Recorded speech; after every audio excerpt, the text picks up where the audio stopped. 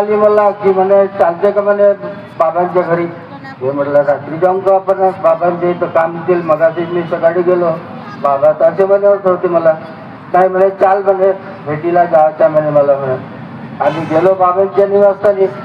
गेलो तर दरवाजा टेकला होता. त्या दरवाजाला इशारा केला, हे केलं, हात लावला, तो आतमध्ये गेला. गेल्याच्या नंतर आई असे समोरच तो दरवाजा होता, तिथून जेवण करताना दिसल्या तर तरी पण आई आल्या, तो कोण आले म्हणून. आणि पाहिलं आणि म्हणे आता आल्या तर म्हणे तुम्ही. तर हो आई म्हटलं. तर म्हणे पाणी वगैरे घ्याल का. नाही आई म्हटलं पाणी वगैरे नाही. तर बाबा जेवण करून आले म्हणे, येतील म्हणे आता म्हणे.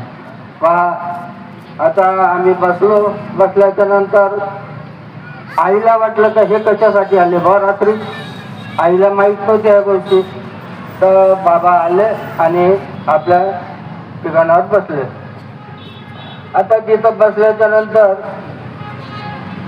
अजून विचारलं का बाईला, म्हणे कशाला आली बाई म्हणे तू.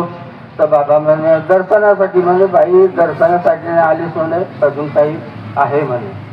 तर मी तुझ्या भावाला नोकरी भगवंताने दिली होती म्हणे, तुझ्या भावाच्या कर्मांमुळे नोकरी केली म्हणे. हे 2-3 वेळ बाबांनी त्या गोष्टी रिपीट केला. मी चुपचाप राहिला, खाली मान टाकून सुद्धा.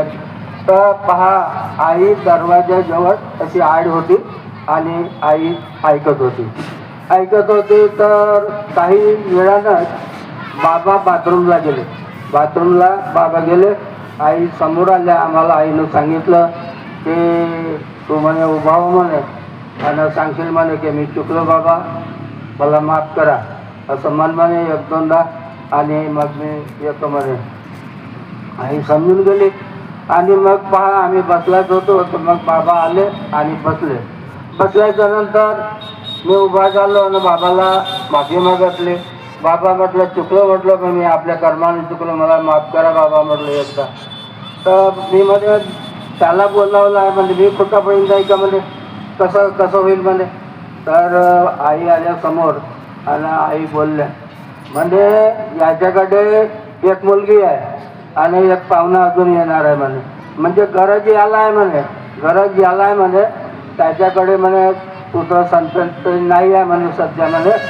पण म्हणे गरज याला बोलावून टाका म्हणे. आणि त्याला बोलवणार आहेत म्हणे मार्चमध्ये. तर त्याला बोलवलं म्हणे. तर बाबाने मला सांगितलं आणि मला नोकरी मिळाली.